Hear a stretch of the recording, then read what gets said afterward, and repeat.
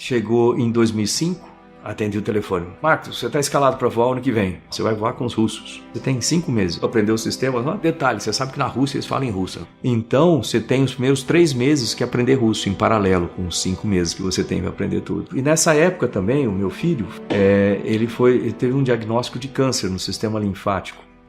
Chamam de linfoma. Foi uma época difícil, eu tinha o maior desafio da minha vida, profissionalmente e pessoal. E você vai ter que enfrentar isso aí.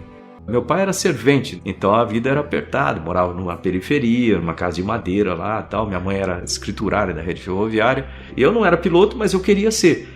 Então, quando você tem um sonho em alguma coisa, é bom você estar próximo do seu sonho. Aí o que eu fazia? Eu ia para lá no aeroclube, ficava junto com os pilotos, ajudava a empurrar avião, limpar planador. Mas eu não tinha dinheiro para pagar os voos, que eram caros, né? Mas eu estava lá. E aí os pilotos lá falaram assim, bom, já que você não tem dinheiro para voar aqui, por que você não vai para a Força Aérea? Na Força Aérea você pode voar, pode ter uma carreira e tudo mais, ótimo. Mas eu tinha que passar no concurso da Academia da Força Aérea, que não é fácil, você tem que estudar para chuchu, para passar ali. E além disso, né, não deve ser diferente da vida de muita gente, eu tinha que trabalhar para ajudar em casa. Então quando eu tinha 14 anos eu consegui meu primeiro emprego com carteira assinada, que era lá na Rede Ferroviária Federal também, como eletricista aprendiz. Um dia eu estava lá trabalhando na Rede Ferroviária, estudando os meus livros para fazer a prova da academia. Achei aqueles caras que já trabalhavam lá um tempão. Um deles chegou para mim e falou assim, rapaz, tá estudando o que aí? Tá sempre com esses livros assim? O que você quer fazer? Eu falei, não, eu quero ser piloto. Você ser piloto? Cai na real, rapaz, você é culpa filho de rico. Você nunca vai conseguir, você vai ficar frustrado. Aquele negócio ficou marcado assim, né? Eu cheguei em casa aquele dia, tava chateado pra caramba. Aí minha mãe chegou do trabalho. Minha mãe era italiana, tinha os olhos azuis assim, né? Ela era brava pra chuchu. Eu lembro dela muito enérgica com tudo. Aí ela olhou bem pra mim e falou assim, o que foi? Eu falei, não foi nada não, fala ó, o que foi? Aí eu falei, não, é que eu tava lá na oficina, falei pro pessoal que eu quero ser piloto. Eles falaram pra mim que é impossível, que isso é só pra filho de rico. Eu acho que eles têm razão, como é que eu vou passar no cursinho? Como é que eu vou passar no vestibular? Não tô fazendo cursinho, nada disso, né? Aí ela parou bem, olhou pra mim aqui e falou assim, presta atenção. Eles têm a vida deles, eles fazem o que eles quiserem com a vida deles. Você tem a sua vida. Eu te digo mais, você pode ser o que você quiser na vida, desde que você estude, trabalhe, persista e sempre faça mais do que esperam de você. Eu acreditei nela, fiz a prova da Academia da Força Aérea lá em Pirassununga, passei, e passei em segundo lugar no país. O que importa, na verdade, não é se você tem o melhor cursinho, se você fez, importa se você quer realmente fazer a coisa e quanto você se dedica para aquilo. Fui ser piloto primeiro, aí fui para Natal, no Rio Grande do Norte, para fazer curso de aviação de caça. Transferido para Santa Maria, no Rio Grande do Sul, já como piloto operacional. Lá eu fiz outros cursos. Tá reparando como estou falando curso um monte de vezes? Então, para aqueles jovens aí que têm um sonho grande na frente, lembre o seguinte, a educação, ela abre o seu caminho para o seu sonho. Ninguém consegue chegar lá sem saber de alguma coisa. Você precisa ter qualificação. Se você está bem preparado, as coisas acontecem na sua frente, elas convergem para aquilo lá. E eu queria, logicamente, ser astronauta, tinha aquele sonho de ser astronauta, né? De voar mais alto, chegar, ver a Terra lá do espaço, tudo. Mas eu nunca me iludia pelo fato de que o Brasil não tinha nenhum astronauta. O programa espacial não tinha absolutamente nenhuma ideia de astronauta.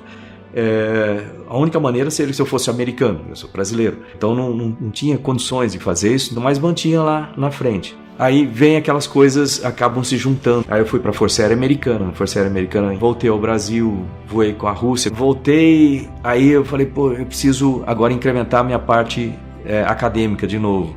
Aí fui fazer um mestrado em que? Otimização de trajetórias orbitais, já para começar a alinhar mais os processos ali. Nessa época, aí que vem a coisa. O Brasil entrou no programa da Estação Espacial Internacional. De repente chega essa situação. Falei, agora eu posso, né? Aí eu me inscrevi, aí mandei a papelada toda lá, fiquei esperando. Aí eu entrei numa sala, tinha um senhor lá sentado, chefe de seleção, ele olhou bem para mim, falou assim, Marcos, sim senhor, Pontes, sim senhor, Marcos Pontes, sim senhor, você foi o escolhido, você foi o selecionado como astronauta para representar o Brasil no programa da Estação Espacial Internacional com outros 15 países. Você, se aceitar, pode ser o primeiro astronauta da história do país. Uma missão pelo país e para o país, levar a bandeira do Brasil pela primeira vez ao espaço, nas mãos de um brasileiro. E isso vai exigir sacrifícios da sua parte e da sua família. Você sabe que tem riscos envolvidos, não sabe? A gente não quer, mas talvez na tentativa de realizar essa missão você tenha um acidente e sacrifique a sua vida. O curso demora 2 anos, aí você fica fazendo especializações. E nada de ser escalado, né? Até que chegou em 2005, o chefe da estação espacial me ligou. Pois não, ele, Marcos, você está escalado para voar ano que vem. Eu, sério? Como? Não tem espaçonave voando aqui. Não, você vai voar com os russos. Ok, quanto tempo eu tenho? Tem 1 ano e meio para aprender os sistemas lá? Não, você tem 5 meses só. Detalhe, você sabe que na Rússia eles falam em russo. Sim, senhor. Pois é. Você vai ter que aprender russo, porque o controle fala em russo, o checklist é em russo, o manual é em russo, o painel é em russo, as aulas são em russo, você vai ter que fazer prova em russo. Então, você tem os primeiros 3 meses que aprender russo em paralelo, com os 5 meses que você tem para aprender tudo. Então, eu falei, é um desafio e tanto. E nessa época também, o meu filho, o Fábio, teve um diagnóstico de câncer no sistema linfático. Foi uma época difícil para a Chu, eu tinha o maior desafio da minha vida profissionalmente e o maior desafio da minha vida pessoal também. E você vai ter que enfrentar isso aí.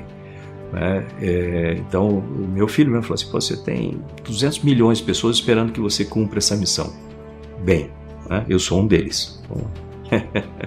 Foi assim que eu fui lá para Zvyozny Garadok, Cidade das Estrelas, para fazer o treinamento. Ok, passa todos os testes, exames médicos, aquela coisa toda. Aí pronto para voar. Aí a família foi para lá, no último dia, e os russos, o jeitão deles, falaram assim, Marcos, sua família está aqui no quarto 232. Você tem 30 minutos, meia hora, para dizer adeus para sua família. Eu lembro que eles entraram na sala, a enfermeira olhando no relógio, eu não sabia o que falar para eles. O que você falaria para os seus filhos se você tivesse 30 minutos para se despedir deles? Você não sabe o que falar, já não se prepara para esse tipo de coisa. Então, quando eles saíram do hospital assim, aquele momento foi o momento mais crítico para mim. Podia ser a última vez que eu estava vendo os 3, né? No dia seguinte eu estava sentado no topo do foguete lá esperando para decolar. Começa a decolagem, assim, em 9 minutos você vai estar no espaço. Você vai sair do zero, vai chegar a 25 mil km por hora, vai sair do zero, chegar a 200 km de altitude. Eu tirei as luvas, ficaram flutuando assim na minha frente. Aquele era o momento que eu estava realizando o meu sonho. Assim, eu cheguei aqui e para mim era aquele momento ali. Aí eu olhei na janelinha, vi aquele planeta azul lindo assim. A primeira coisa que eu pensei quando eu cheguei ali, eu lembrei lá atrás, daquele dia que eu estava na oficina, falando com os meus amigos lá que eu queria ser piloto, eles lá para mim falaram, isso é impossível para você, isso é coisa para filho de rico, rapaz.